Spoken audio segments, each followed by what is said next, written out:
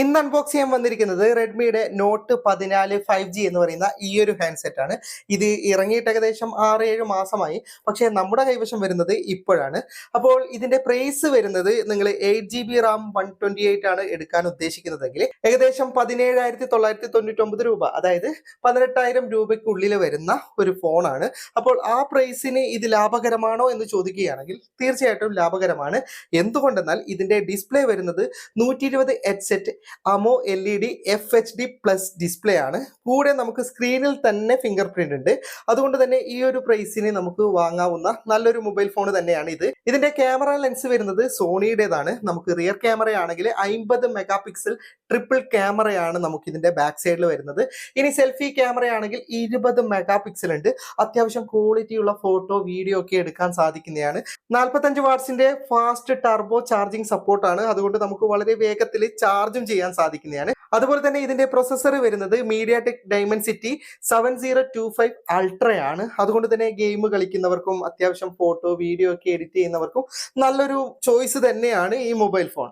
പിന്നെ ഇതിന്റെ ശബ്ദം ഡോൾബി അറ്റ്മോസ്ഫിയർ ആണ്. അതുകൊണ്ട് തന്നെ നല്ല ക്വാളിറ്റിയുള്ള ശബ്ദവും കിട്ടുന്നുണ്ട്. പിന്നെ ഇതിന്റെ മൈക്രോഫോൺ ഉണ്ടല്ലോ, നമുക്കിപ്പോൾ ലൈവായി സംസാരിക്കുമ്പോഴുള്ള ശബ്ദം അത്ര ക്വാളിറ്റി ആയിട്ട് എനിക്ക് തോന്നിയിട്ടില്ല.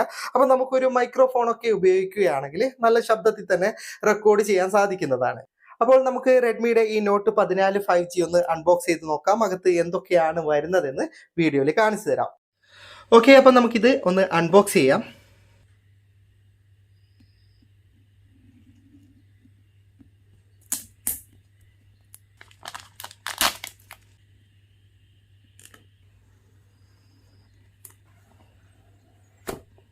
ഓക്കെ, അപ്പോൾ ആദ്യം വരുന്നത് ഒരു ബോക്സ് ആണ്. ഓക്കെ, ബോക്സ് ഇവിടെ വെക്കാം. ഓക്കെ, ഇനി ഫോൺ എടുക്കാം.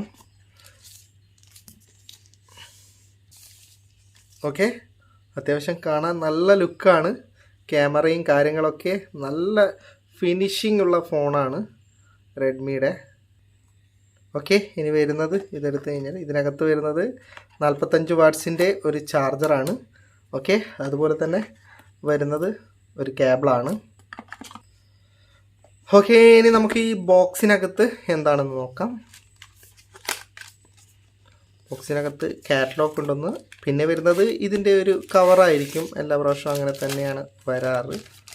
ഓക്കെ, ഇതാണ് വളരെ പെർഫെക്റ്റ് ആയിട്ടുള്ള കവറായിരിക്കും വരുന്നത്. ഞാനൊന്ന് ജസ്റ്റ് ഇട്ട് കാണിച്ചു തരാം. ഓക്കെ, വളരെ പെർഫെക്റ്റ് ആയിട്ടുള്ള കവറാണ്. അതുപോലെ തന്നെ നമുക്കിവിടെ ലോക്ക് ഉണ്ട്. ഓക്കെ, ഇനി ഫോണിലേക്ക് വരികയാണെങ്കിൽ ഇതിൻ്റെ ഫിംഗർ പ്രിൻറ്റ് നല്ല ഫാസ്റ്റ് ആണ്. ഒറ്റ ക്ലിക്കിൽ തന്നെ നമുക്ക് ഓൺ ചെയ്യാൻ പറ്റുന്നുണ്ട്. ഇനി ഇതിൻ്റെ OS വരുന്നത് ഷോമിയുടെ ഏറ്റവും ലേറ്റസ്റ്റ് ആയിട്ടുള്ള ഹൈപ്പർ OS ആണ് വരുന്നത്. നല്ല അതുകൊണ്ട് തന്നെ അത്യാവശ്യം പെർഫോമൻസും നന്നായിരിക്കുന്നു ഫോണിൻ്റെത്. അതുപോലെ തന്നെ 3.5mm ഹെഡ്ഫോൺ ജാക്ക് വരുന്നത് കൊണ്ട് നമുക്ക് പഴയ ഹെഡ്ഫോണുകളൊക്കെ ഉപയോഗിക്കാൻ സാധിക്കുന്നതാണ്. ഇനി സിം പ്ലോട്ടിലേക്ക് വരികയാണെങ്കിൽ സാധാരണ ഡുവൽ സിമ്മിൻ്റെ കൂടെ നമുക്ക് SD കാർഡ് കൂടി വെക്കാൻ സാധിക്കും. പക്ഷേ ഒരേ സമയത്ത് 2 സിം അല്ലെങ്കിൽ ഒരു സിം ഒരു SD കാർഡ്, ആ രീതിയിലാണ് രൂപകൽപ്പന ചെയ്തിരിക്കുന്നത്. ഇനി ഈ ക്യാമറയിലേക്ക് വരുമ്പോൾ അത്യാവശ്യം ക്വാളിറ്റിയുള്ള ഫോട്ടോ വീഡിയോ ഒക്കെ എടുക്കാൻ സാധിക്കുന്നുണ്ടെങ്കിലും ഇതിൻ്റെ വീഡിയോ മോഡിൽ നമുക്ക് റെസൊല്യൂഷൻ വളരെ കുറവാണ്. അതായത് 4K ഒന്നും സപ്പോർട്ടല്ല, HD മാത്രമാണ്. അതുമാത്രമല്ല നമുക്ക് 30 ഫ്രെയിം റേറ്റ് ആണ്. അതായത് 60 ഫ്രെയിം റേറ്റ് ഇല്ല എന്നത് വലിയൊരു പോരായ്മ തന്നെയാണ്. എങ്കിലും നിങ്ങൾക്ക് അത്യാവശ്യം ചെറിയൊരു വ്ളോഗൊക്കെ ചെയ്യാൻ ഉപയോഗിക്കാൻ സാധിക്കുന്നതാണ്. വലിയ ക്യാമറ പ്രതീക്ഷയോടെ വാങ്ങരുത്, അല്ലെങ്കിൽ നിങ്ങൾക്ക് ഒരു കുറച്ച് ക്വാളിറ്റിയുള്ള നല്ല ക്യാമറ തന്നെ ഇതിൽ ലഭിക്കുന്നുമുണ്ട്. വീഡിയോ ഇഷ്ടപ്പെട്ടെങ്കിൽ ലൈക്ക് ചെയ്യുക, നിങ്ങളുടെ അഭിപ്രായം കമന്റ് ചെയ്യുക. ഒരുപാട് സുഹൃത്തുക്കൾക്ക് ഉപകാരപ്പെടുന്നതാണ്, ദയവായി ഷെയർ ചെയ്യുക. ഇതുപോലെയുള്ള വീഡിയോകൾ ദിവസേന ലഭിക്കാൻ ഫാറ്റടെക്കിന്റെ ഫേസ്ബുക്ക് പേജും യൂട്യൂബ് ചാനലും സബ്സ്ക്രൈബും ഫോളോയും ചെയ്യാൻ മറക്കരുത്. അപ്പോൾ വീണ്ടും മറ്റൊരു വീഡിയോ ആയി കാണുന്നത് വരെ ഗുഡ് ബൈ.